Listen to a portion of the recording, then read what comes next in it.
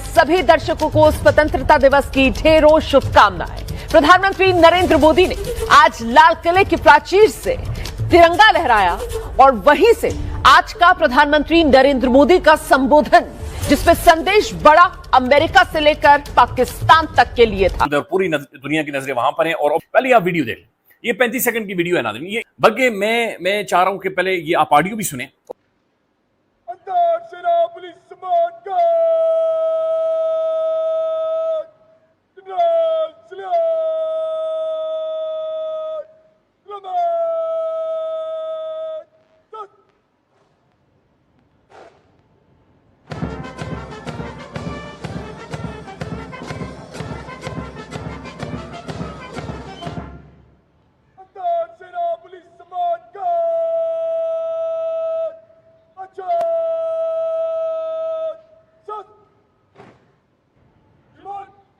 सेना पुलिस सम्मान गार्ड निरीक्षण के लिए हजरत।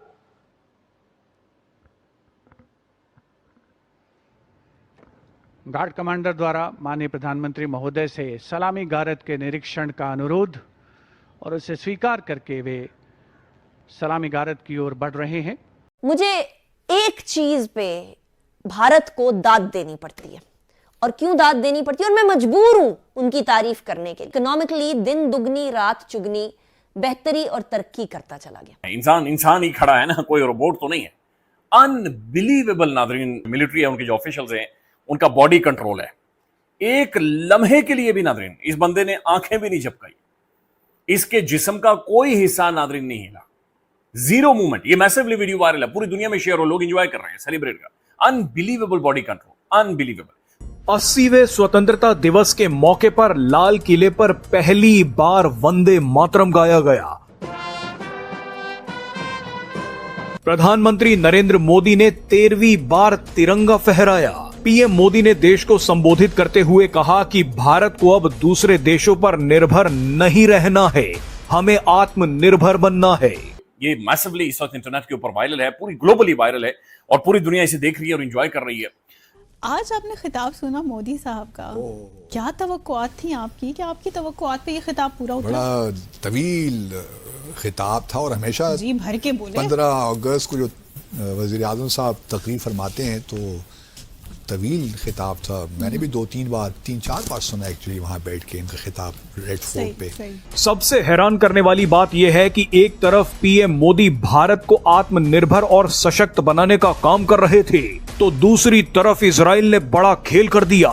इजराइल ने भारत का झंडा गाड़ दिया।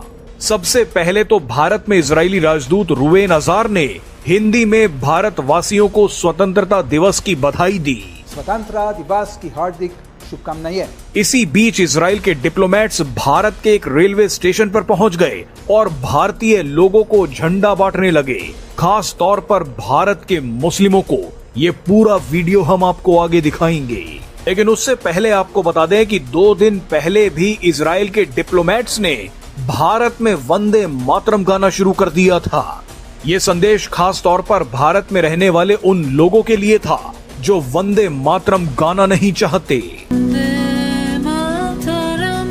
स्वतंत्रता दिवस के मौके पर इजराइल के अखबार ने भी तहलका मचा दिया है। इजराइल का अखबार यरूशलेम पोस्ट भारत की ताकत के बारे में दुनिया को बता रहा है, भारत की ग्रोथ इंफ्रास्ट्रक्चर के बारे में दुनिया को बता रहा है। लेकिन अभी जब आप पाकिस्तान की तरफ देखते हैं, पाकिस्तान के मीडिया की या पाकिस्तान के अंदर होने वाली खबरों की तरफ देखते हैं, तो आप बड़े हैरान होते हैं। लेकिन सर आज़ादी से ही बात मैं आज शुरू करूंगी कि इन्होंने कल से जो है वो इवेंट हो रहा था, मतलब 13 से ही जो है वो गवर्नमेंट लेवल पे इवेंट्स कराए जा रहे थे और हर जगह यही बताया जा रहा था कि जी हमने जो है वो भारत के साथ जंग लड़ी है। फिर अफगानिस्तान के लिए मैसेजेस दिए प्राइम मिनिस्टर ने और कहा कि और इसके अलावा यही कहा गया कि हम बहुत रेलिवेंट हो गए दुनिया में, हमें बहुत पूछा जा रहा है, डिफेंस पैक्ट में हमें शामिल किया जा रहा है। क्या वाकई ऐसा है पाकिस्तान ने ये 79 या 80 ईयर्स में कुछ अचीव किया है, या बस हम सिर्फ कर्जों पर ही रह रहे हैं और दूसरों की लड़ाइयां लड़ रहे हैं? तो देखिए, मैंने पिछले 8-10 दिन में 2 प्रोमिनेंट पाकिस्तानियों से लंबा इंटरव्यू लिया है मुशाहिद हुसैन साहब आपने देखा होगा, और फिर कल मैंने कामरान बुखारी से तकरीबन 1 घंटे का इंटरव्यू लिया। तो मैंने कामरान से पूछा, भाई कामरान, ये 80 साल 79 ईयर्स में आप लोगों ने क्या अचीव किया?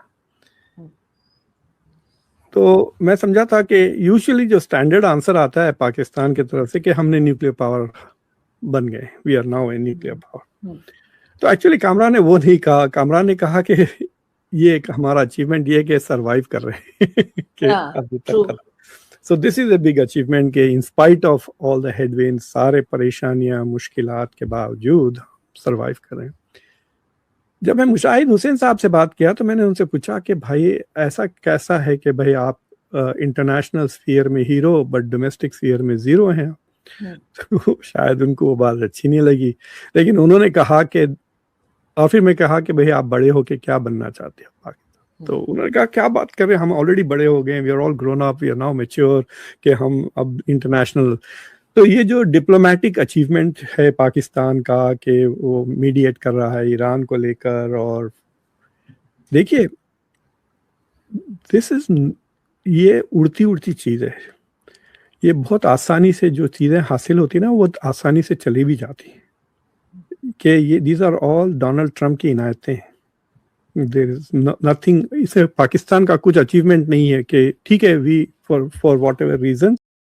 नमस्कार दोस्तों, जय हिंद। दोस्तों आप सभी को स्वतंत्रता दिवस की हार्दिक बधाई। जी हाँ दोस्तों, जिस तरह से पीएम मोदी की काफिला लाल किला में पहुंचा और वहां पर जिस तरह से पीएम मोदी ने आत्मनिर्भर भारत के बारे में कहा, ये देखकर इस वक्त पूरी दुनिया में भूचाल मच गया है। और ख़ास करके बात की जाए अपने पड़ोसी देश पाकिस्तान की, वहाँ पर मातम पसर गया है, क्योंकि आज सभी लोग एक ही बात कर रहे हैं कि आज 80 साल बाद भारत कहाँ पहुँच गया और पाकिस्तान कहाँ रह गया। बंटवारे के वक्त पाकिस्तान भारत से कई फील्ड में आगे था, लेकिन आज पाकिस्तान सिर्फ एक ही फील्ड में आगे है, वो है आतंकवाद। वहीं अगर भारत की बात की जाए, भारत आज पूरी दुनिया को टक्कर दे रहा है और बड़े से बड़े इकोनॉमी को पीछे छोड़ रहा है। दोस्तों वीडियो पसंद, वीडियो को लाइक करें, शेयर करें, चैनल को सब्सक्राइब करें। मैंने इंडिया और पाकिस्तान को कंपेयर किया है कि 79 ईयर्स में क्या हुआ। तो अगर आप देखें तो अगर फॉर एग्जांपल आप जीडीपी पर कैपिटा देखिए कितना फर्क आ गया है। इंडिया आपसे पीछे था, इंडिया वाज $85-90 47 में, फिर पाकिस्तान 90-100 था। अब देखिए इंडिया 1000 से ज़्यादा आगे हो गया है, 2700 हो गया है, पाकिस्तान 15। अगर आप लिटरेसी लेवल्स देखें, आप 2% बेहतर थे इंडिया से, और अब आप तकरीबन 10-20% पीछे हो गए। These are very bad science. और ये देखिए दिस कैनॉट बी सॉल्व्ड। आप कितने भी मीडिएशन करा लें, अगर आसिम मुनीर को नोबेल प्राइज भी मिल जाता है ना हर साल आइंदा 5 साल तक, ये उसका मतलब this is not going to solve. ये स्ट्रक्चरल प्रॉब्लम है जिसका हर फील्ड में, मैं आपको बताऊं कि